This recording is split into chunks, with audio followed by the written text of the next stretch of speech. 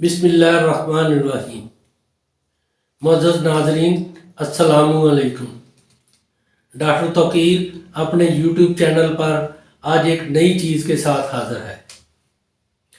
आज जो मैं आपको बता रहा हूँ वो मुर्दा रगों में एक ही रात में इंतशार पैदा करने के लिए ये कमाल का नुस्खा है।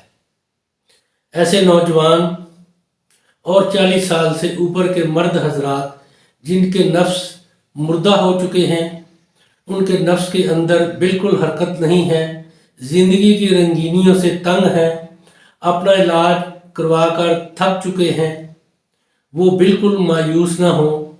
जो मर्द नौजवान ज़माने की गलत कारियों की वजह से अपने नफ्स को रद्दी कर चुके हैं, उनके लिए ये नुस्खा उम्मीद की किरण है।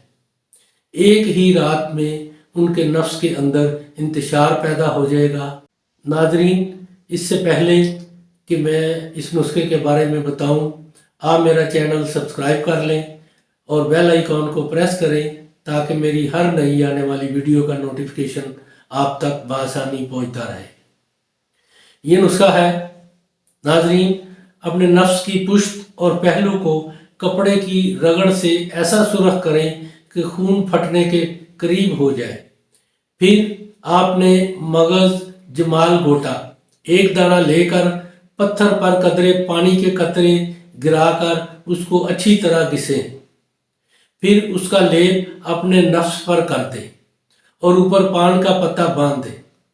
गो तकलीफ तो थोड़ी होगी, मगर 3 से 4 घंटे के बाद ही नफ्स में इंतशार पैदा हो जाएगा।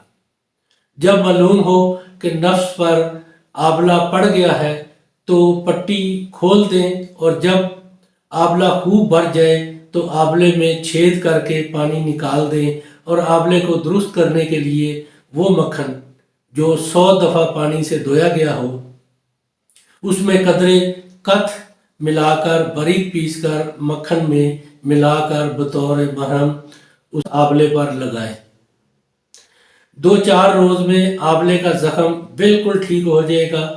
फिर अपने नफ्स पर अंडों की जर्दी के तेल वाला नुस्खा मेरा बनाकर मालिश करते रहें। 2 से 3 हफ्ते मालिश कर लें, फिर सारी उम्र आपका नफ्स कमज़ोर ना होगा।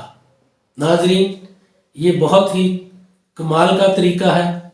ऐसे लोग जिनके नफ्स रद्दी हो चुके हैं, उनके अंदर बिल्कुल इंतशार नहीं है, वो इसको इस्तेमाल करें।